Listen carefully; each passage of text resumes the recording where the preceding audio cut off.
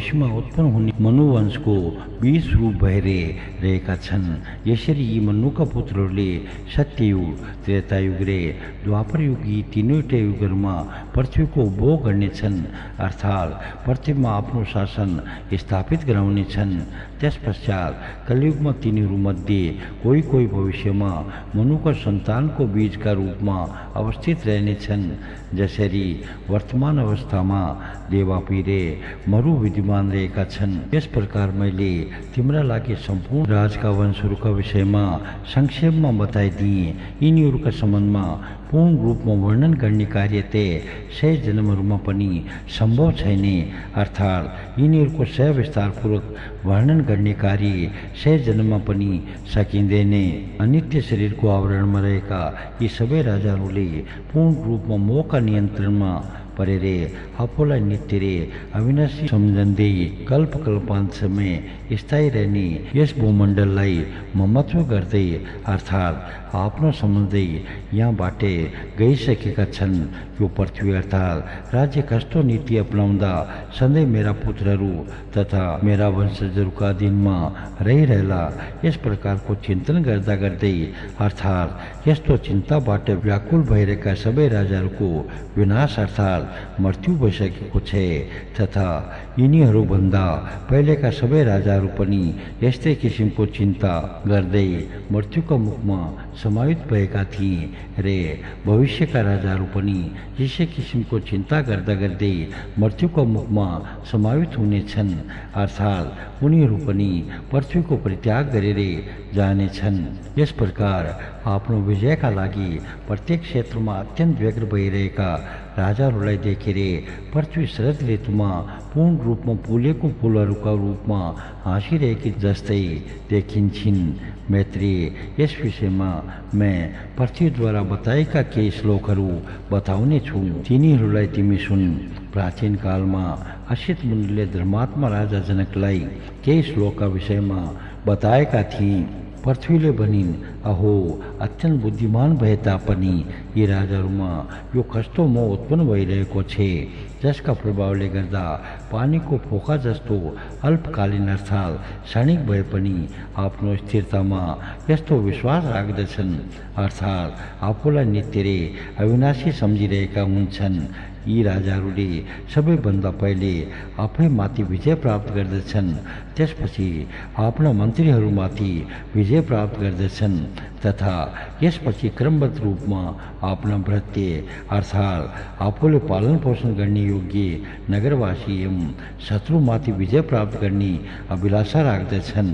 यसै अनुसार मैं समुद्र सहित यो सम्पूर्ण पृथ्वीमा विजय प्राप्त गर्दछु, अर्थात् सम्पूर्ण समुद्र सहित पृथ्वीमा आफ्नो आधिपत्य स्थापित गराउँछु।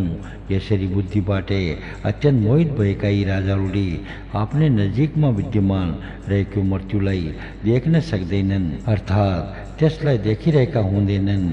यदि समुद्रद्वारा घेरेको सम्पूर्ण पृथ्वीमण्डल आफ्नो नियन्त्रणमा भए तापनि आत्मविजयका अगाडि यसको कुनै मूल्य रहँदैन, किनकि मोक्ष प्राप्त गर्नका लागि सबैभन्दा पहिले आफ्नै आत्मामाथि अनिवार्य रूपमा विजय गर्नुपर्दछ, जुन पृथ्वीलाई परित्याग गरेर यिनीहरूका पूर्वजहरू गएका थिए तथा जसलाई यिनका पिताहरूले पनि आफैसँग लैजान सकेनन् र परित्याग गरेर गए। यस प्रकारको मलाई आफ्नो व्यक्तिगत सम्झिएर अत्यन्त मूर्ख बन्दै यी राजाहरूले मैं माथि विजय प्राप्त गर्ने कामना राख्दछन्। यो पृथ्वी मेरो हो। यसरी पृथ्वीप्रति अत्यन्त आसक्त भएर राजाहरू अत्यन्त मोहित भएका कारणले गर्दा उनीहरूले बाबु, छोरा, दाजुभाइ र आफन्तहरूसँगै एक आपसमा युद्ध गर्दछन्, अर्थात् पृथ्वी प्राप्त गर्ने सिलसिलामा उनीहरूले आफू बाहेक अन्य सबैलाई आफ्नो शत्रु सम्झन्छन्। यस पृथ्वीमा जो राजा भइसकेका छन् ती सबैमा यस किसिमको कुबुद्धि रह्यो, जसको प्रभावले गर्दा यी सबैले यो सम्पूर्ण पृथ्वी मेरो मात्र हो एवं यसमा अर्थात् पृथ्वीमा सधैँ मेरा वंशजहरूको मात्रै आधिपत्य कायम रहनेछ, अर्थात् मैं मेरा संतानहरूले मात्र पृथ्वीमा शासन गर्ने छन् यस प्रकारको भावना राख्दछन्। यस प्रकार मैमा अत्यन्त ममतापूर्ण भाव राख्ने एक राजालाई मलाई परित्याग गरेर मृत्युको मुखमा गइरहेका देखिसकेपछि पनि उसको उत्तराधिकारीले आफ्नो बुद्धि अत्यन्त मोहित भएका कारणले आफ्नो अन्तरात्मामा मैं प्रति अत्यन्त आसक्तिपूर्ण भाव राखिरहेको हुन्छ। जुन राजाहरूले आफ्नो दूतका माध्यमद्वारा आफ्ना शत्रुलाई यो भूमि मेरो मात्र स्वामित्व रहेको छ, त्यसकारण तिमीहरू आफ्नो जीवनको रक्षा गर्न चाहन्छौ भने यो भूमि परित्याग गरेर भाग यसरी खबर पठाउँछ। त्यसका प्रति मलाई अत्याधिक रूपमा हाँस्न मन लाग्दछ र त्यो मूर्ख राजाप्रति मैमा दयाको भाव पनि उत्पन्न हुन्छ। पराशरजीले भन्नुभयो, हे मैत्रेय, पृथ्वीद्वारा बताएका यी श्लोकहरूमा जसले ध्यान पुर्याउँछ अर्थात् यी श्लोकहरूको अभिप्राय मनन गर्दछ त्यसमा उत्पन्न भएको ममता त्यसरी नै विलीन भएर जान्छ जसरी सूर्यको तातो प्रकाशमा राखिएको वा रहेको बर्फ वा हिउँ पग्लिएर जान्छ। यस प्रकार मैले तिमीलाई मनुको वंशका सम्बन्धमा यथार्थ रूपमा बताइदिएँ, जुन वंशका सबै राजाहरू परब्रह्म परमात्मा भगवान श्री विष्णुका अंशबाट उत्पन्न भएका थिए, अर्थात् उनीहरूले जन्म लिएका थिए। जुन मनुष्यले अत्यन्त श्रद्धाले भक्तिपूर्वक ही मनुवंशी राजाहरूको कथाका बारेमा सुन्दछ उसको बुद्धि यथार्थ रूपमा अत्यन्त निर्मल हुन्छ रे सम्पूर्ण पापहरू पूर्ण रूपमा नष्ट हुनेछन्। जुन मनुष्यले इन्द्रिय विजय भएर अर्थात् इन्द्रियहरूलाई पूर्ण रूपमा आफ्नो नियन्त्रणमा राखेर यी चन्द्र र सूर्यवंशको अत्यन्त मङ्गलदायक कथा सुन्दछ उसले अतुलनीय रूपमा धन धान्य प्राप्त गर्दछ, अर्थात् ऊ यथार्थ रूपमा अत्यन्त सम्पन्नशाली हुनेछ। अत्यन्त बलशाली, पराक्रमशाली, अत्यधिक रूपमा धन सञ्चय गर्ने परम निष्ठान इक्ष्वाकु, जनु, मानदाता, सगर, अविकसित अर्थात् मरुद, रघुवंशी राजाहरू तथा नहुस र ययाति आदिको चरित्रका विषयमा सुनेर जुन समयको प्रभावले गर्दा यस समयमा कथा मात्र बाँकी रहेका छन् तिनीहरूलाई धारण गर्ने प्रज्ञावान मनुष्य कृत्य हुन्छ र पुत्र, स्त्री, घर, शरीर आदिमा उसको कुनै किसिमको ममता वा अपनत्व रहँदैन, अर्थात् उसले कुनै पदार्थ वा वस्तुप्रति ममतापूर्ण भाव राख्दैन। जुन सबै उत्तम पुरुषहरूले उर्ध्व भाव भएर अनेकौं वर्षहरूसम्म तपस्या तथा अनेकौं यज्ञहरूको अनुष्ठान गरेका थिए, आज ती अत्यन्त बलवान रे पराक्रमी राजाहरूको समयअनुसार कथा मात्र शेष अर्थात् बाँकी रहेको छ। जुन राजा पृथु आफ्ना सबै शत्रुहरूमाथि पूर्णमा विजय प्राप्त गरेर अत्यन्त स्वच्छन्दतापूर्वक सबै लोकहरूमा विचरण अर्थात् भ्रमण गर्दथे, आज ती पनि कालरूप वायुबाट अभिप्रेरित भएर अग्निकुण्डमा हालेको सिमलका रुखको रुवाको जसरी नै विनष्ट भई। जुन कार्तवीर्य अर्जुनले आफ्नो पराक्रमद्वारा सम्पूर्ण शत्रुहरूको विनाश गरेर सातवटै द्वीपहरूको उपभोग गरेका थिए, यस समयमा कथाको प्रसङ्गमा उनका नामको उच्चारण गर्दा मनमा अनेकौं किसिमका सङ्कल्प विकल्पहरू उत्पन्न हुन्छन्, अर्थात् यथार्थमा यस्तो भएको थियो कि थिएन भन्ने दुविधा उत्पन्न हुन्छ। सबै दिशाहरूलाई आफ्नो सामर्थ्यको प्रकाशले देदीप्यमान बनाउने रावण, अविकसित अर्थात् मरुत र भगवान श्री रामचन्द्र आदिको ऐश्वर्यलाई पनि यमराजले आँखीभो टेढा पार्दा एक क्षणमा पूर्ण रूपमा समाप्त भयो। त्यसकारण यस किसिमको ऐश्वर्यलाई धिक्कार छ। जुन राजा मानदाता सम्पूर्ण भूमण्डलका चक्रवर्ती राजा भएका थिए, वर्तमान अवस्थामा उनको कथा पढेपछि मात्रै उनी भएको अनुभूति हुन सक्दछ भन्ने यस किसिमको कुरा सुनेपछि कुन मन बुद्धि भएकाले आफ्नो शरीरको ममता गर्दछ, अर्थात् शरीरलाई आफ्नो सम्झिएर त्यसमा आसक्त हुन्छ। भगीरथ, सगर, कुकुतस्थ, रावण, राम, लक्ष्मण रे युधिष्ठिर आदि राजाहरू भएका थिए। यो यथार्थ सत्य भएकोमा कुनै दुविधा रहेको छैन। तर यस समयमा ती सबै कहाँ रहेका छन् त्यसका विषयमा कसैले स्पष्ट पार्न सक्दैन। हे ब्राह्मण श्रेष्ठ, वर्तमान एवं भविष्यमा हुने जति राजाहरूका सम्बन्धको कथा मैले तिमीलाई सुनाएँ। ती सबै र तिनीहरू बाहेक पनि जति राजाहरू हुनेछन् यसभन्दा पहिलेका राजाहरूका जसरी नै ती सबैको निश्चित रूपमा मृत्यु हुनेछ, अर्थात् कोही पनि अजर अमर र अविनाशी छैनन्। यसरी ज्ञान प्राप्त गरिसकेपछि छोरा छोरी रे शरीर श्रीमती आदि तथा प्राणीको कुरा त अलगै रह्यो, विवेकशील मनुष्यले आफ्नो शरीरसँग पनि ममता र आसक्ति राख्नु हुँदैन, अर्थात् मनुष्यले यथार्थ रूपमा निर्विकार हुनुपर्दछ। श्री गणेशाय नमः, श्री परमात्मने नमः, श्री इष्ट देवता चरण कमलभ्यो नमः। पांचों अंश, पहलो अध्याय। वसुदेव रे देवकी को विवाह। पृथ्वी ब्रह्मा जी का समीप में गए कि भगवान विष्णु को स्तुति। मैत्रेयले बनी, हे भगवान, हजुरले राजाहरूका सम्पूर्ण वंशहरूका सम्बन्धमा विस्तारपूर्वक तथा उनीहरूको चरित्रका विषयमा क्रमशः यथार्थ रूपमा बताइदिनु भयो। हे ब्रह्म ऋषि, अब मैं यदुकुलमा जुन भगवानको अंशावतार भएको थियो त्यसको कथा तत्वत र यथार्थ रूपमा अत्यन्त विस्तारपूर्वक सुन्न चाहन्छु। मैमा दया गरेर त्यो कथा स्पष्ट रूपमा बताइदिनुहोस्। हे मुनीश्वर, भगवान पुरुषोत्तमले आफ्नो अंशांश अर्थात् अंशको पनि अंश वा कुनै अंशको हिस्साबाट पृथ्वीमा अवतीर्ण भएर अर्थात् अवतार लिएर जुन जुन कर्म गर्नुभएको थियो ती सबैका विषयमा हजुरले मलाई यथार्थ रूपमा बताइदिनुहोस्। पराशरजीले भन्नुभयो, हे मैत्रेय, तिमीले मसँगै जे सोधेका छौ त्यो संसारमा परम मङ्गलदायक भगवान विष्णुको अवतारको चरित्रका विषयमा विस्तारपूर्वक सुन। हे मामुनि, प्राचीन समयमा देवकीका अत्यन्त भाग्यशालिनी पुत्री देवी स्वरूपा देवकीसँग वसुदेवजीले विवाह गर्नुभयो। वसुदेव रे देवकीको वैवाहिक कार्यक्रम समाप्त भइसकेपछि उनीहरूलाई विदा गर्दाका समयमा राजा भोजका पुत्र कंसले स्वयं सारथी बनेर उनीहरूको माङ्गलिक रथ हाँक्न थाले। त्यस समयमा आकाशमा आदरपूर्वक मेघका समान गर्जना भएको देववाणी अर्थात् भविष्यवाणी भयो। त्यसमा कंसलाई सम्बोधन गर्दै भनिएको थियो, हे मूर्ख अर्थात् अविवेकी, आफ्ना पतिसँगै रथमा बसेकी जुन देवकीलाई त्यहाँ सम्मान उनको घरमा पुर्याउन गइरहेको छस्, यिनीको आठौँ गर्भबाट उत्पन्न भएको बालकका हातबाट निश्चित रूपमा तेरो मृत्यु हुनेछ।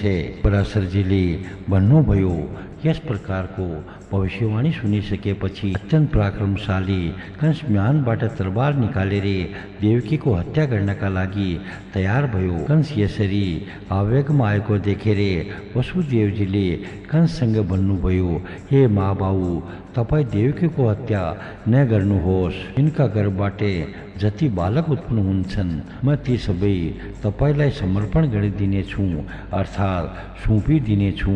हे ब्राह्मण श्रेष्ठ, त्यसपछि कंसले वसुदेवजीसँगै सत्यपूर्ण रे गौरवयुक्त हुन्छ भनेर देवकीको हत्या गरिने अर्थात् वसुदेवजीको प्रस्तावलाई सर स्वीकार गर्यो। यसै समयमा अत्यन्त गहिरो भार थाम्नु परेकाले ज्यादै पीडित भएर गायको स्वरूप धारण गरेर पृथ्वी सुमेरु पर्वतमा निवास गरिरहेका देवताहरूका नजिकमा गइन्। त्यहाँ पुगेपछि पृथ्वीले ब्रह्मजीका सहित सम्पूर्ण देवताहरूलाई अत्यन्त नम्रतापूर्वक प्रणाम गर्दै ज्यादै कर्ण स्वरमा बोल्दै आफूमाथि आइलागेको पीडाका विषयमा यथार्थ रूपमा बताइन्। पृथ्वीले भनिन्, जसरी अग्नि स्वर्ण अर्थात् सुनको तथा सूर्यको किरणहरूको परम गुरु हुनुहुन्छ, यसरी नै सम्पूर्ण लोकहरूको सर्वोत्कृष्ट गुरु भगवान श्री नारायण मेरो परम गुरु हुनुहुन्छ। उहाँ प्रजापतिहरूका पनि परमपति र पुरुषहरूका पुरुष ब्रह्माजी हुनुहुन्छ। उहाँ नै कला काष्ठा र निमेष आदिका रूपमा प्रतीत हुने अव्यक्त काल स्वरूप पनि हुनुहुन्छ। हे देवश्रेष्ठहरू, तपाईँहरू सबै उहाँकै अंशबाटै उत्पन्न हुनुभएको हो। आदित्य, मरुतहरू, साध्यहरू, रुद्र, वसु, अश्विनी कुमार, अग्नि, पितृहरू एवं सृष्टिकर्ता अत्रि आदि प्रजापतिहरू यी सबै उहाँ अविनाशी, अव्यक्त एवं अप्रमेय अर्थात यथार्थ रूपमा जान्न नसकिने महात्मा एवं संपूर्ण जगतका परम गुरु तथा उत्पत्तिकर्ता पर ब्रह्म परमात्मा भगवान श्री विष्णु के स्वरूप हुन्। यक्ष, राक्षस, दैत्य, पिशाच, सर्प, दानव, गंधर्व एवं अप्सराहरू आदि पनि वहाँ पर ब्रह्म परमात्मा एवं महात्मा भगवान श्री विष्णु के स्वरूप हुन्। ग्रह, नक्षत्र तथा ताराहरूबाट पूर्ण रूपमा सजिएको आकाश, अग्नि, जल, वायु एवं मैं अर्थात पृथ्वी र सम्पूर्ण इन्द्रियहरूका सबै विषयहरूसहित यो सम्पूर्ण जगत पर ब्रह्म परमात्मा श्री विष्णुमय नै छे। तथापि अनेकौं किसिमका स्वरूपहरू धारण गर्नुहुने पर ब्रह्म परमात्मा भगवान श्री विष्णुका यी स्वरूपहरू समुद्रमा उत्पन्न भएका तरङ्गहरू जस्तै रात दिन एक अर्काका बाध्य एवं बाधक भइरहेका हुन्छन्। यस समयमा काल नेमी आदिका नाम भएका दैत्यहरूले मर्त्युलोकमा आफ्नो अधिकार स्थापित गरेर दिन रात निरन्तर रूपमा त्यहाँका निवासी प्राणी मात्रलाई अत्यन्त पीडा दिइरहेका छन्। पूर्व कालमा यसै काल नेमीको सर्वशक्ति सम्पन्न पर ब्रह्म परमात्मा भगवान श्री विष्णुले विनाश गरिदिनु भएको थियो, अर्थात् त्यसलाई मारिदिनु भएको थियो। त्यही महान असुरले यस समयमा उग्रसेनको पुत्र कंसका रूपमा जन्म लिनुभएको छ। अर्षनेमी, धेनुक, केशी, प्रलम्ब, नरक, सुन्द एवं बलिका पुत्र बाणासुर रे महापराक्रमी दुरात्माहरूले राजाहरूका घरमा जन्म लिएका छन्।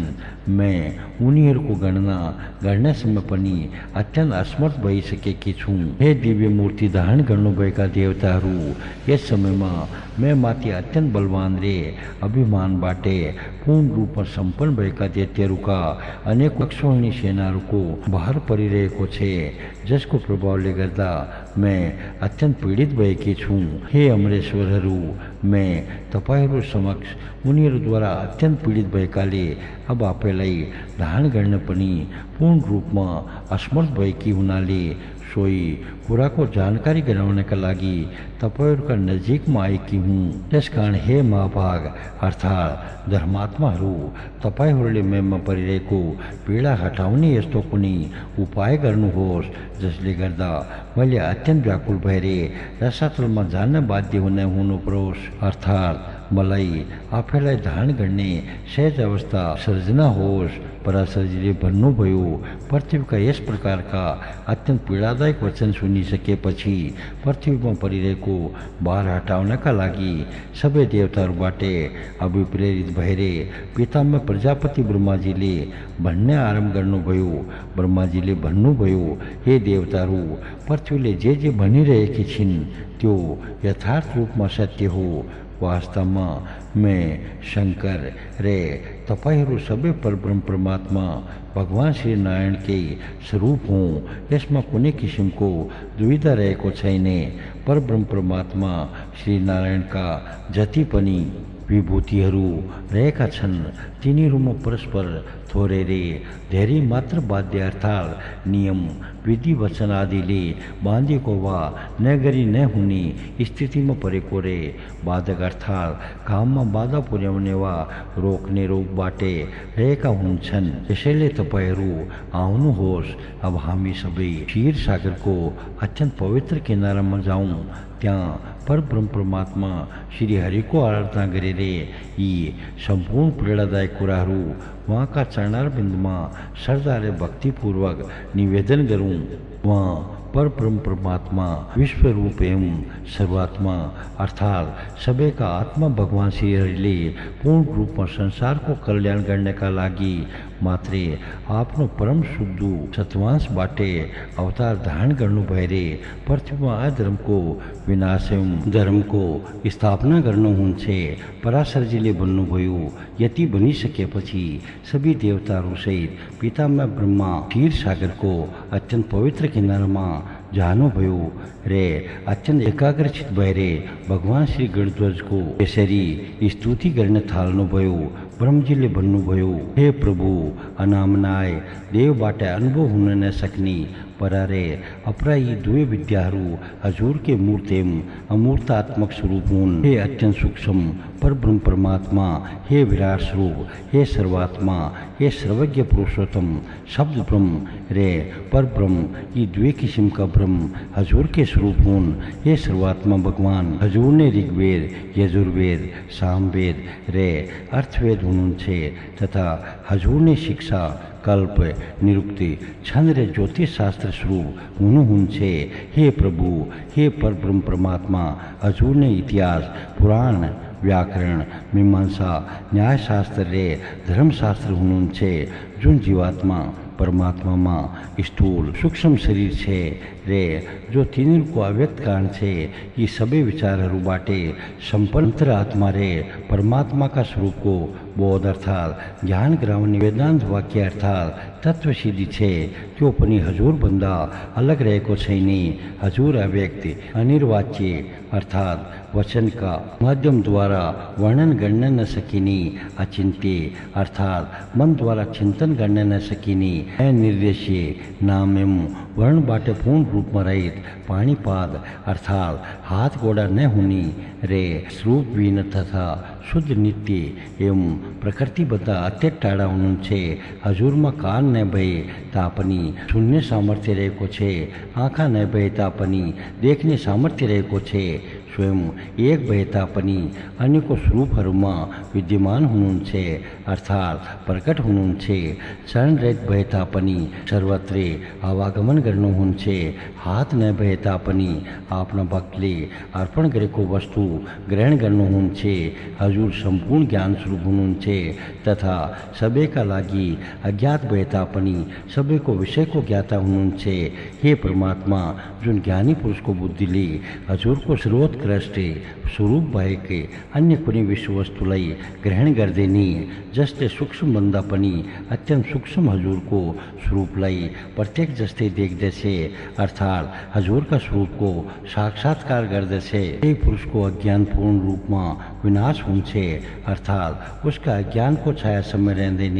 हजुर सम्पूर्ण विश्वको आश्रय तथा सम्पूर्ण भुवनहरूको रक्षक हुनुहुन्छ रे सम्पूर्ण भुवन हजुरको एक अंशमा अवस्थित रहेको छ।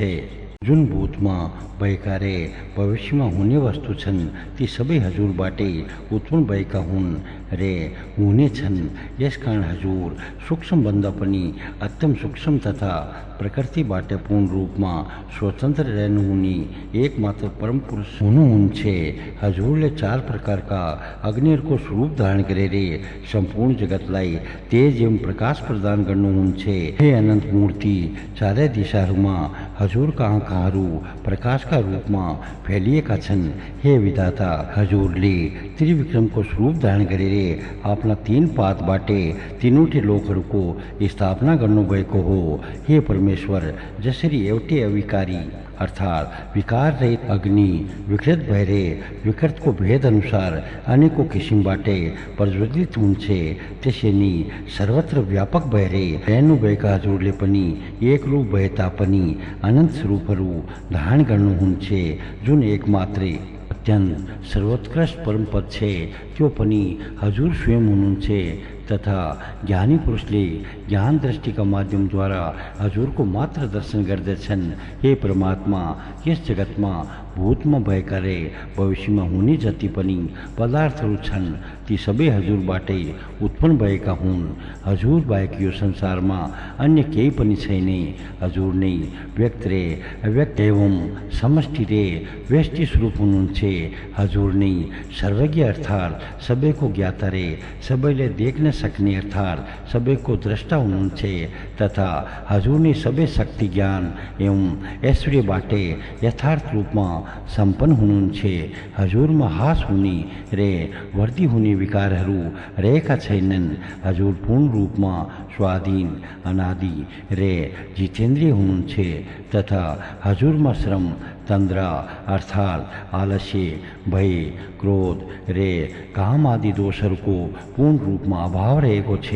हजुर निर्मल अप्राप्य निराधार रे अव्याप्त अर्थात् कुनै किसिमको रोकटोक नभएको गति हुनुहुन्छ। हजुर सबैको स्वामी अर्थात् अधिपति अन्य ब्रह्मादिको आश्रय तथा सूर्यादि तेजहरूको पनि परम तेज एवं अविनाशी हुनुहुन्छ। हजुर सम्पूर्ण आवरणहरूबाटै पूर्ण रूपमा रहित ऐसाहरूको पालन कर्ता रे सबै महाव्युतिहरूको परम आधार हुनुहुन्छ। हे पुरुषोत्तम हजुरलाई नमस्कार छ।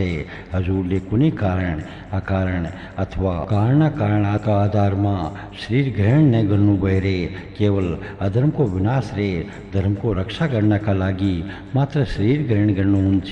स्वरूप धरोहरि पराशरजीले भन्नुभयो यस प्रकारको स्तुति सुनेपछि जन्म अर्थात् जन्मबाट पूर्ण रूपमा रहित हुनुभएका विश्वरूप श्रीहरिले अत्यन्त प्रसन्न भएर पितामह ब्रह्माजीसँगै भन्नुभयो। भगवानले भन्नुभयो हे ब्रह्म यी सम्पूर्ण देवताहरू रे तपाईँले मबाट जे प्राप्त गर्ने अभिलाषा राख्नु भएको छ यस विषयमा पूर्ण रूपमा बताउनुहोस् रे त्यो सबै सिद्ध भइसकेको छ भनेर निश्चय गर्नुहोस् अर्थात् तपाईँहरूको अभिलाषा पूर्ण भइसकेको हुनेछ। पराशरजीले भन्नुभयो त्यसपछि परब्रह्म परमात्माको त्यो विश्वरूपको प्रत्यक्ष रूपमा दर्शन गरेपछि देवताहरू अत्यन्त भयभीत भएकाले आफ्नो शरीर आधा झुकाएर अत्यन्त नम्र भएर फेरि स्तुति गर्न थाले। ब्रह्माजीले भन्नुभयो हे शस्त्र मूर्ति भएका प्रभु, हे शस्त्र हात भएका परमात्मा, हे अन्यको मुख रे अन्यको चरणहरू धुनुभएका विधाता हजुरलाई नमस्कार छ। हे जगतको सृष्टि स्थिति र विनाश गर्नुहुने पुरुषोत्तम हे अप्रमेय हजुरलाई पटक पटक नमस्कार छ। हे सूक्ष्म भन्दा पनि अत्यन्त सूक्ष्म परमात्मा, हे अत्यन्त विशाल प्रमाण स्वरूप भगवान, हे गौरवशालीहरूमा पनि गौरव सम्पन्न प्रभु हजुर बुद्धि प्रकृति र अहंकारका मूल पुरुष भन्दा पूर्ण रूपमा अलग रहनु भएको छ। हे परब्रह्म परमात्मा हजुर हामीसँगै प्रसन्न भइदिनुहोस्। हे देवादिदेव यी पृथ्वी हुन्, पृथ्वीबाट उत्पन्न भएका अनेकौं अत्यन्त पराक्रमी असुरहरूका उत्पातको प्रभावले गर्दा यिनको पर्वत रूपी मुख्य बन्धन अत्यन्त शिथिल भइसकेको छ। यसकारण पृथ्वीमाथि आइलागेको यो भारलाई पूर्ण रूपमा हटाउनका लागि अपार शक्ति सम्पन्न एवं सम्पूर्ण जगतका एकमात्र गति हजुरका शरणमा शरणागत हुन आएकी छन्। हे सूरनाथ मैं यी इंद्र हुन्, यी अश्विनी कुमार हुन्, यी वरुण हुन्, यी यम हुन्, यी रुद्रहरू, सूर्य सहित वसुहरू एवं वायु अग्नि जस्ता हामी सबै मिलेर आएका छौँ रे यी अन्य देवता हुन्। यिनीहरूको अथवा मेरो जे कर्तव्य हुन्छ त्यो हजुरले हामीलाई आज्ञा दिनुहोस्। हे परमात्मा हजुरका आज्ञाको पालन गर्दै हामी सबै सधैँ पूर्ण रूपमा निर्दोष भएर निवास गर्नेछौँ। पराशरजीले भन्नुभयो हे मुनिश्रेष्ठ ब्रह्मजी सहित सम्पूर्ण देवताहरूबाट यसरी स्तुति गरिएपछि परब्रह्म परमात्मा भगवानले आफ्नो सेतो रे कालो दुई प्रकारको केशको खेल्नुभयो रे देवताहरूसँग भन्नुभयो मेरा यी दुईवटा केशले पृथ्वीमा अवतार लिएर पृथ्वीको पीडाका रूपमा उत्पन्न भएको सम्पूर्ण भारको पूर्ण रूपमा विनाश गरिदिएर पृथ्वीलाई दैत्यहरूबाट प्राप्त पीडाबाट मुक्ति गराउने छन् रे सबै देवताहरूले आफ्नो अंशबाट पृथ्वीमा अवतार अर्थात् जन्म लिएर आफूभन्दा पहिले उत्पन्न भएका अत्यन्त उन्मत्त भएका दैत्यहरूसँगै युद्ध गर्नेछन्। त्यसपश्चात पृथ्वीमा उत्पन्न भएर अत्यन्त उन्मत्त भएका सबै दैत्यहरूमा मेरो दृष्टि परेपछि तिनीहरू चूर्णित अर्थात् धुलो भएर पूर्ण रूपमा विनष्ट हुनेछन्। यसमा कुनै किसिमको दुविधा छैन। हे देवताहरू, वसुदेवजीकी जुन देवकी समान देवकी नाम भएकी पत्नी रहेकी छन्, उनको आठौँ गर्भबाटै यो मेरो सेतो केशले अत्यन्त उन्मत्त भएको दैत्य कंसको कालका रूपमा अवतार लिनेछ रे। त्यहाँ अवतार लिएर यसले त्यो कंसका रूपमा उत्पन्न भएर पृथ्वीमा अत्यन्त उत्पात मचाइरहेको कालनेमी दैत्यको पूर्ण रूपमा विनाश गर्नेछ। यसरी देवताहरूलाई बताइसकेपछि परब्रह्म परमात्मा भगवान अन्तर्धान हुनुभयो।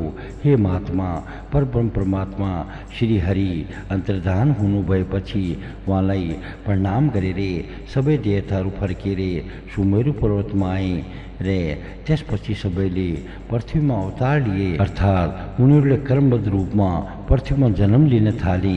यसै समयमा देवर्षि नारदजीले आएर कंसलाई देवकीको आठौँ गर्भबाटै स्वयं परब्रह्म परमात्मा धरणीधरले संसारमा फैलिएको अधर्मको विनाश गरेर धर्मको स्थापना गर्नका लागि जन्म लिनुहुने कुरा बताइदिए। देवर्षि नारदजीका यस प्रकारका कुरा सुनेपछि अत्यन्त क्रोधित भएको कंसले वसुदेव रे देवकीलाई कारागारको अत्यन्त अन्ध्यारो रे अत्यन्त कष्टदायक कोठामा हात खुट्टा सबैतिर बाँधेर राख्यो।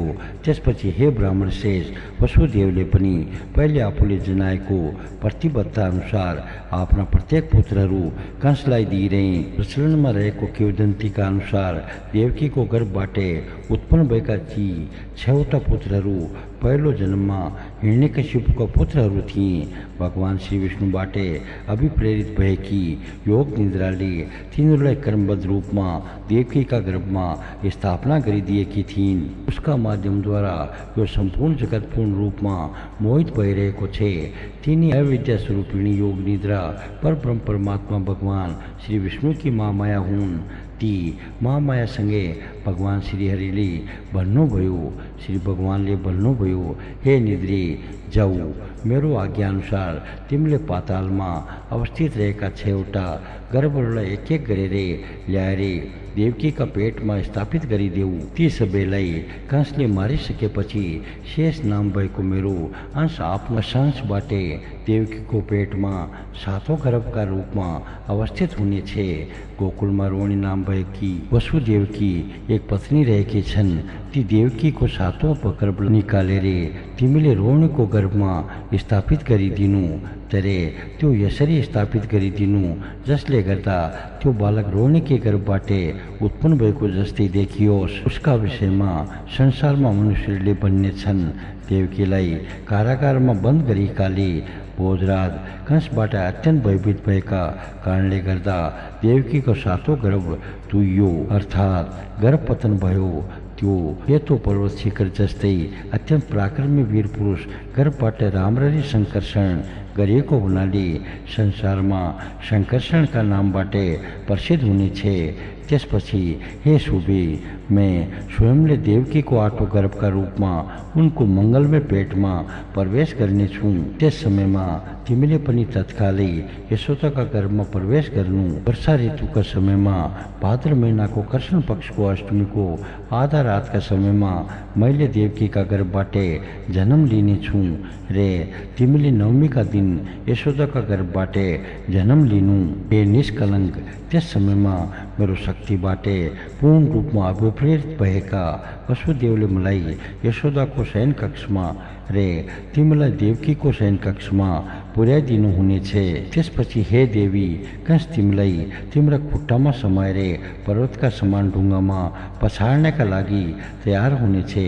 तर उसले पछाड्न नभ्याइकन माथि गएर आकाश मार्गमा विराजमान हुनेछौ। त्यस समयमा मेरो प्रभावबाट विपरीत भएका सहस्र नयनबाट सम्पन्न इन्द्रले तिमीलाई शिर झुकाएर प्रणाम गर्नेछन् रे तिमीलाई आफ्नो बहिनीका रूपमा स्वीकार गर्नेछन्। त्यसपछि तिमीले पनि शुम्भ र निशुम्भ जस्ता धेरै दैत्यहरूको सर्वनाश गरेर विन्ध्याचल जालन्धर जस्ता स्थानहरूमा निवास गरेर सम्पूर्ण पृथ्वीलाई शोभायमान बनाउने छौ।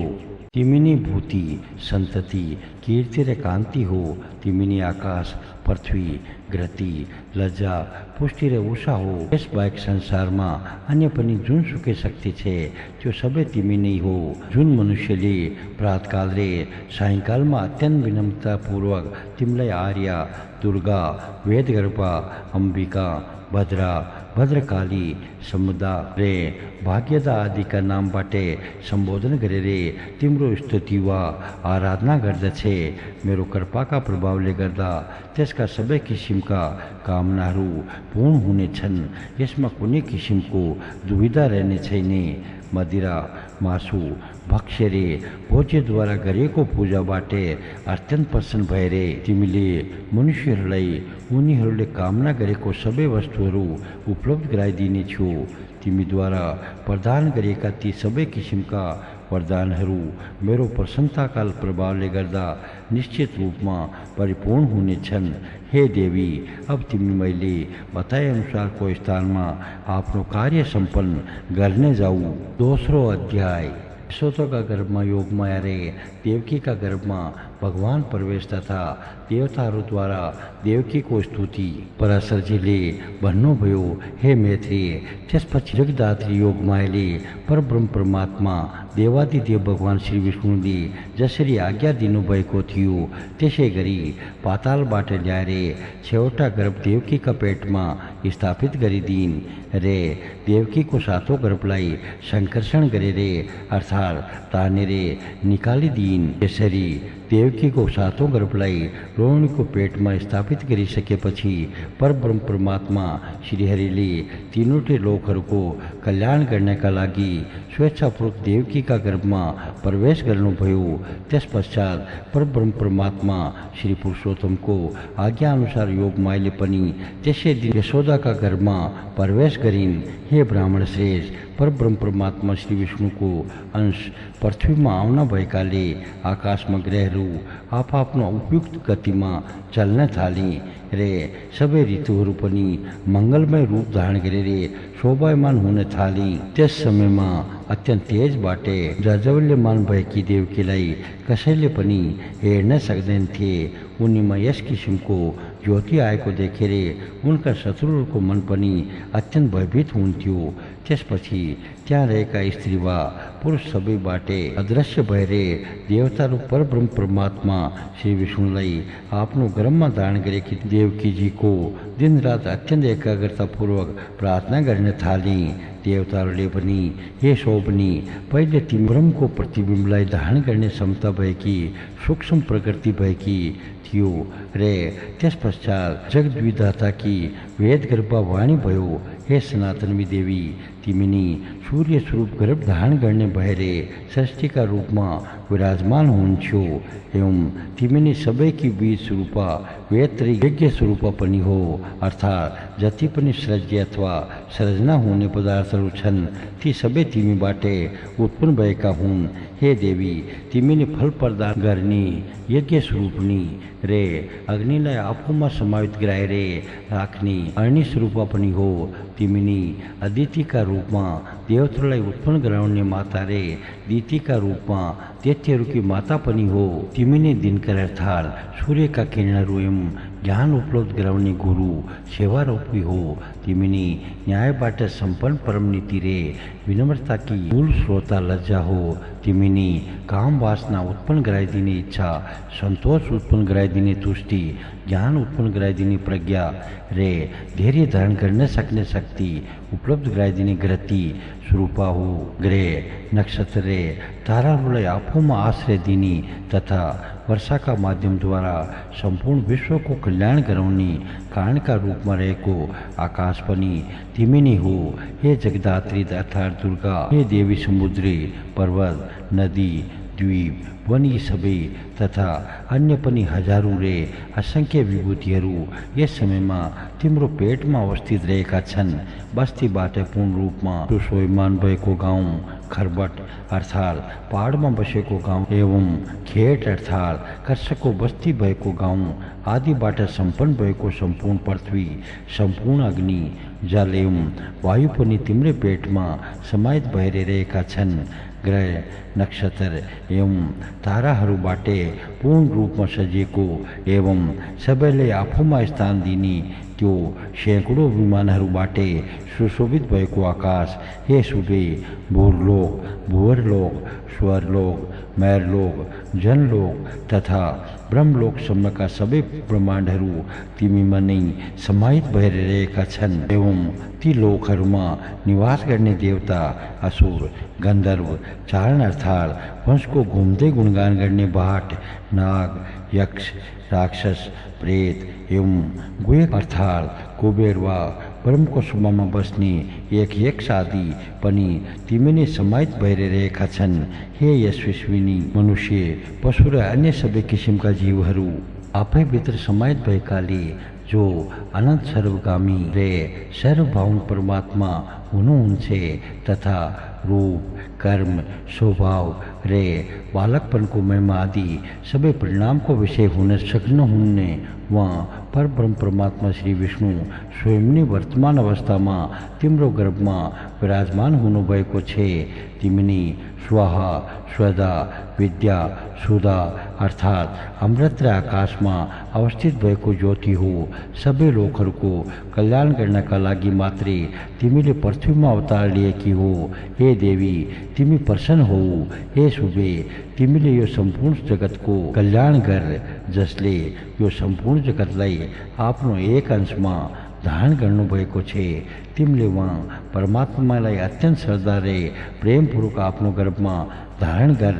तेस्रो अध्याय भगवान अवतीर्ण तथा योगमायाद्वारा कंसलाई चेतावनी पराशरजीले भन्नुभयो, हे मैत्रेय देवताहरूद्वारा यस प्रकारको स्तुति गरेपछि देवकीले संसारको रक्षा एवं कल्याण गर्नका लागि अवतार लिन लाग्नुभएका परब्रह्म परमात्मा भगवान श्री पुण्डरीकाक्षलाई आफ्नो गर्भमा धारण गरिन्। त्यस पश्चात सम्पूर्ण संसार स्वरूप कमललाई पूर्ण रूपमा विकसित गराउनका लागि देवकी रूपी पूर्व सन्ध्याबाट श्री अछुत रूपी सूर्यदेवले अर्थात् भगवान श्री विष्णुले अवतार लिनुभयो। जसरी चन्द्रमाको किरण सम्पूर्ण लोकहरूका लागि अत्यन्त आनन्ददायक हुन्छ, त्यसरी नै परब्रह्म परमात्मा श्री विष्णुले अवतार लिनुभएको दिन पनि सम्पूर्ण लोकहरूका लागि अत्यन्तै आनन्ददायक भयो र त्यस समयमा सबै दिशाहरू अत्यन्त निर्मल भएका थिए। परब्रह्म परमात्मा श्री जनार्दनले जन्म लिनु भइसकेपछि सन्त महात्माहरूले अत्यन्तै आनन्दको अनुभूति गरे। अत्यन्त प्रचण्ड रूपमा बहिरहेको वायु पनि पूर्ण रूपमा शान्त भयो तथा नदीहरू पनि अत्यन्त स्वच्छ भएर बहन थाले। समुद्रहरूले आफ्नो अत्यन्त सुमधुर स्वरमा अत्यन्त मनमोहक बाजा बजाउन थाले। गन्धर्वहरू गीत गाउन थाले तथा यो अवसरलाई पूर्ण रूपमा रमणीय बनाउनका लागि स्वर्गका अप्सराहरू आकर्षक नृत्य गर्न थाले। परब्रह्म परमात्मा श्री जनार्दन प्रकट भइसक्नु भएपछि देवताहरूले आकाशबाट पृथ्वीमा फूलहरूको वर्षा गराउन थाले तथा यज्ञमा बालिएका अग्निहरू अत्यन्त शान्त रूप धारण गरेर प्रज्वलित हुन थाले। हे ब्राह्मण श्रेष्ठ मध्यरात्रिका समयमा सम्पूर्ण संसार एवं जीव मात्रका परम आधार अर्थात परम आश्रय परब्रह्म परमात्मा श्री विष्णुको भगवान श्री कृष्णका रूपमा जन्म हुनुका समयमा मेघ अर्थात बादलहरू पुष्पवृष्टि अर्थात फूलको वर्षा गराउन साथै मन्द मन्द आवाजमा गर्जन थाले। अनेक दुन्दुभी वसुदेवजीले उहाँलाई पूर्ण रूपमा फुलेका कमलको फूलका समान अत्यन्त शोभायमान चतुर्भुज स्वरूपमा रे आफ्नो हृदयको केन्द्रबिन्दु अर्थात् छातीमा श्रीवास से अंकित गराएर उत्पन्न हुनुभएका परब्रह्म परमात्मा श्री विष्णुको दर्शन गरेपछि उहाँको स्तुति गर्न थाले। हे ब्राह्मण श्रेष्ठ तत्व के ज्ञाता वसुदेवजीले अत्यंत पवित्र वाक्यहरूद्वारा सम्पूर्ण जगतका परमाधिपति परब्रह्म परमात्मा श्री विष्णुको स्तुति गरेर कंसको भयका कारणले अत्यन्त भयभीत हुँदै त्यस समयमा भगवानसँग विनम्रतापूर्वक विन्ती गर्दै पनि वसुदेवले भनी, हे देवदेवेश, मलाई हजुरका विषयमा यथार्थ ज्ञान भइसक्यो। यद्यपि हजुर साक्षात परमेश्वर प्रकट हुनुभएको छ, तथापि हे देव, हजुर मैबाटे प्रसन्न भएरे अब आफ्नो यो शङ्ख चक्र गदा धारण गर्नुभएको दिव्य स्वरूपको उपसंहार गरिदिनुहोस्। हजुरले मेरो घरमा अवतार लिनुभएको जानकारी पायो भन्ने त्यो अत्यन्त दुष्ट बुद्धि भएको कंसले आज मेरै पूर्ण रूपमा विनाश गरिदिनेछ। त्यसकारण हे देव, आफ्नो यो चतुर्भुज स्वरूपको अन्त्य गरिदिनुहोस्। देवकीले भनिन्, जो अनन्त स्वरूप एवं विश्व स्वरूप हुनुहुन्छ, जसले गर्भमा निवास गरे तापनि आफ्नो शरीरको कुनै एक अंशमा सम्पूर्ण ब्रह्माण्डहरूलाई धारण गर्नुहुन्छ। हे देवादिदेव, यस प्रकारका हजुर आफ्नो योग मायाबाटे बालकको स्वरूपमा विराजमान भएरे हामीबाट प्रसन्न भइदिनुहोस्। हे सर्वात्मन परमात्मा, हजुरले आफ्नो यो चतुर्भुज स्वरूपको अन्त्य गरिदिनुहोस्। हे भगवान, यो राक्षसको अंशबाटे उत्पन्न कंसले हजुरको अवतारका विषयमा अलिकति मात्र पनि जान्न नपाओस्। श्री भगवानले भन्नुभयो, हे देवी, तिमीले प्राचीन कालमा पुत्रको रूपमा प्राप्त गर्ने कामना राखेर मैसँगै प्रार्थना गरेकी थियो। त्यो तिम्रो प्रार्थना आज सफल भयो, किनकि आज मैं तिम्रा गर्भबाट तिम्रो पुत्रका रूपमा उत्पन्न भएको छु। पराशरजीले भन्नुभयो, हे मुनिश्रेष्ठ, यसरी बताइसकेपछि परब्रह्म परमात्माले मौनता धारण गर्नुभयो एवं वसुदेवजी पनि त्यस समयमा अर्थात् आधा रातमा नै उहाँलाई लिएर बाहिर जानुभयो। वसुदेव बाहिर जाँदाका अवस्थामा कंसको कारागारमा रहेका सुरक्षाकर्मीहरू र मथुराका द्वारपालहरू योग मायाका प्रभावले पूर्ण रूपमा मोहित भएका थिए, अर्थात् उनीहरू अत्यन्त गहिरो निद्रामा परेका थिए। त्यस रात वर्षा गराउँदै रहेका मेघहरूको जलधारालाई छाताको रूप धारण गरेर आफ्ना फणाहरूले रोक्दै श्री शेष नानक दुन्दुबी अर्थात् वसुदेवजीका पछि पछि हिँड्न थाले। परब्रह्म परमात्मा श्री विष्णुलाई आफ्ना शिरमा बोकेर गएका वसुदेवजीले यमुना नदी तर्दाका अवस्थामा त्यो अनेकौं प्रकारका जलजन्तुहरूले निवास गरेको नदीमा उनको घुँडासम्म मात्रै पानी रहेको थियो, अर्थात् यमुनाको पानी उनको घुँडाभन्दा माथि आए नै उनले त्यहाँ अर्थात् यमुनाजीका किनारमा नै कंसलाई कर बुझाउनका लागि आएका नन्द आदि वयोवृद्ध गोपहरूलाई पनि देखेका थिए। हे मैत्रेय, यसै समयमा योग मायाको प्रभावले सबै मनुष्यहरू पूर्ण रूपमा मोहित भएका अवस्थामा त्यसरी नै मोहित भएकी यशोदाले पनि तिनै कन्यालाई जन्म दिइन्। त्यसपछि अत्यन्त तेजिलो कान्तिबाट सम्पन्न वसुदेवजी पनि आफूले ल्याएको बालकलाई यशोदाका ओछ्यानमा सुताइदिएर एवं ती कन्यालाई लिएर तत्कालै यशोदाको शयन कक्षबाट निस्किएर हिँडे। जब यशोदा योग मायाको प्रभावबाट बाहिर निस्किन् अर्थात् होसमा आइन्, त्यस समयमा आफूबाट एक नील कमलको फूलका समान श्याम वर्ण भएको बालक अर्थात् पुत्र उत्पन्न भएको देखेर उनी अत्यन्त प्रसन्न भइन्। यता वसुदेवजीले ती कन्यालाई आफ्नो घरमा ल्याएर देवकीको बिछौनामा सुताइदिए। त्यसपछिको अवस्था पहिलेको जस्तै साधारण किसिमको भयो। हे द्विज, त्यस पश्चात बालक रोइरहेको आवाज सुनेर कंसको कारागारका सुरक्षाकर्मीहरू अत्यन्त हडबडाउँदै उठे र देवकीको सन्तान उत्पन्न भएको खबर कंसलाई सुनाइदिए। यसपछि कंसले अत्यन्त शीघ्रतापूर्वक आएर देवी देवकीद्वारा छोडिदिनुहोस् भन्दै रोक्ने प्रयास गरे, तापनि ती कन्यालाई समाएर ढुङ्गामाथि फ्याँकिदियो। कंसद्वारा त्यसरी फ्याँकिएकी ती कन्या आकाश मार्गमा गएर अवस्थित भइन्। त्यसपछि उनले अस्त्र शस्त्रबाट पूर्ण रूपमा सम्पन्न अत्यन्त उग्र अष्टभुज स्वरूप धारण गरिन्। त्यसपछि उनले अत्यन्त स्वरमा अट्टहास गरिन् र कंससँगै रोषपूर्ण भावमा भनिन्, हे अत्यन्त दुरात्मा एवं मूर्ख कंस, तैँले मलाई ढुङ्गामाथि फ्याँकेर तेरो कुन चाहिँ कार्य सिद्ध भयो जसले निश्चित रूपमा तेरो वध गर्नुहुनेछ। उहाँले त यसभन्दा पहिले नै जन्म लिइसक्नु भएको छ, देवताहरूका पनि देवता अर्थात् सम्पूर्ण संसारका अधिपति परम पुरुष श्रीहरि नै तेरो पूर्व जन्म अर्थात् कालनेमी रूपको पनि काल हुनुहुन्थ्यो। अर्थात् त्यो जन्ममा पनि त्यहाँ उहाँकै हातबाटै मारिएको थिइस्। त्यस कारण यी सबै कुराहरूमा विशेष ध्यान दिए तैँले अहिलेदेखि नै आफ्नो कल्याणका विषयमा चिन्तन गर। भोजराजसँगै यति कुरा बताइसकेपछि दिव्यमालाले अत्यन्त सुगन्धित चन्दनबाटै विभूषित भएकी ती देवीसिद्धद्वारा प्रार्थना गरिएको अवस्थामा नै आकाश मार्गमा अन्तर्ध्यान भइन्। चौथो अध्याय। कंसको कारागारमा वसुदेव र देवकीलाई मुक्ति प्राप्त। पराशरजीले भन्नुभयो, यस पश्चात अत्यन्त उदास मन भएको कंसले प्रलम, केसी जस्ता आफ्ना परम मित्रका रूपमा रहेका सबै मुख्य असुरहरूलाई बोलाएर भन्न थाल्यो।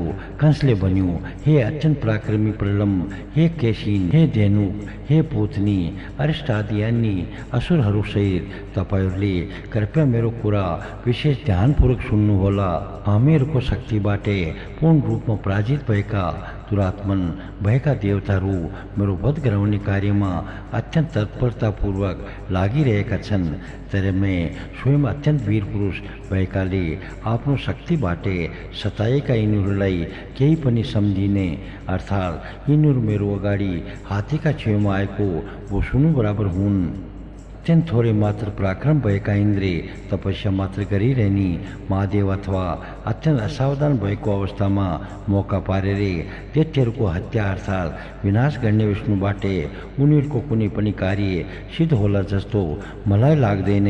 मेरो पराक्रमबाटै थिचेका आदित्यहरू, अत्यन्तै अल्पशक्ति भएका वसुहरू, अग्निहरू अथवा मेरो पराक्रमबाटै पराजित भइसकेका सम्पूर्ण देवताहरूबाट पनि मलाई कुनै हानि होला जस्तो लागिरहेको छैन।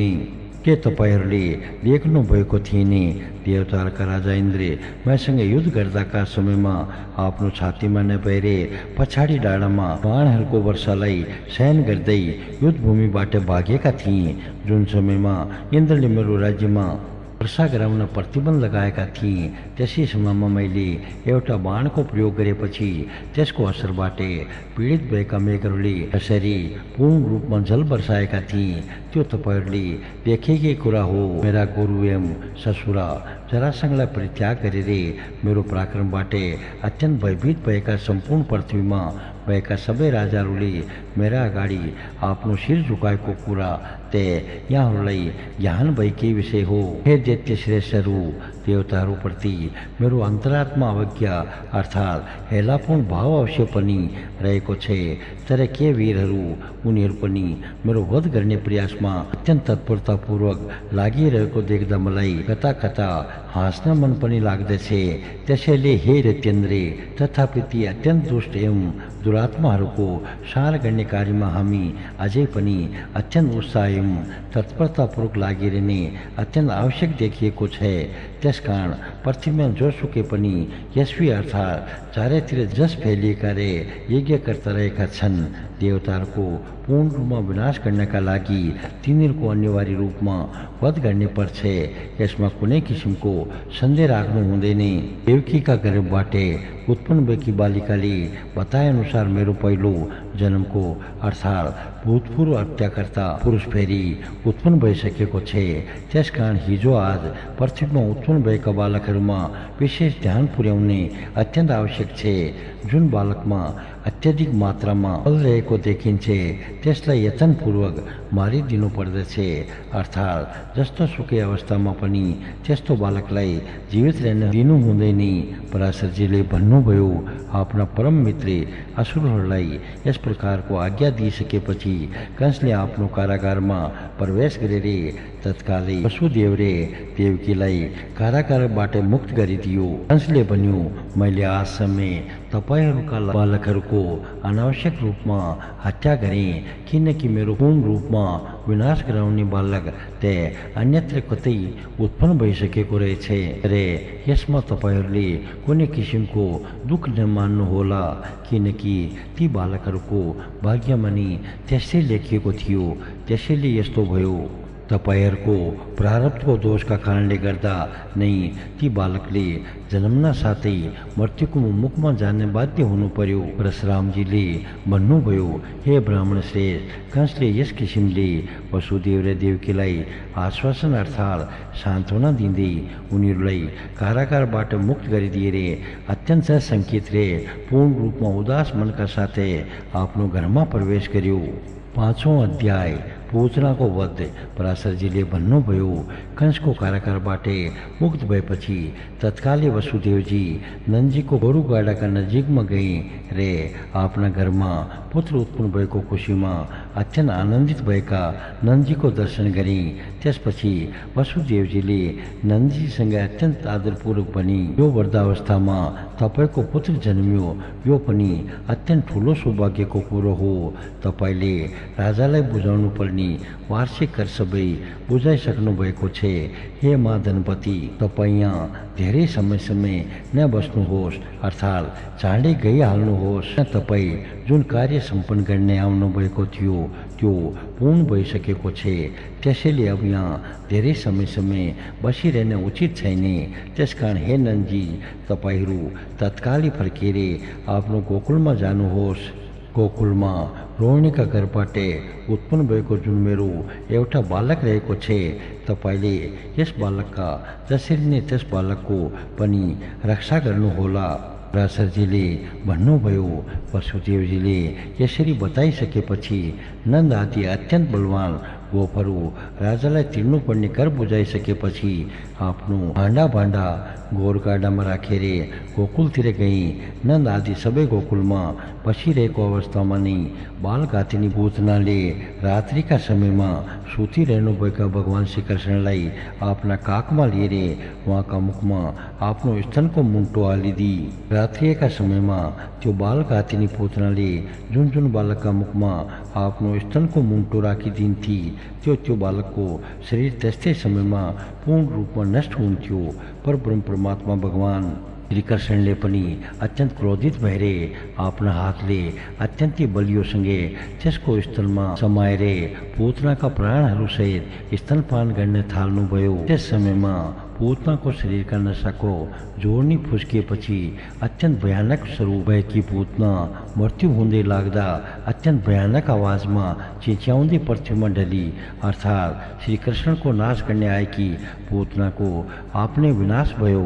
उसले चिच्याउँदा निस्किएको अत्यन्त भयानक आवाज सुनेर अत्यन्त भयभीत भएर पिउजिएपछि उनीहरूले भगवान श्रीकृष्णलाई मर्ता अवस्थामा रहेकी पूतनाका काखमा खेलिरहनु भएको तथा पूतना मरिरहेकी देखे।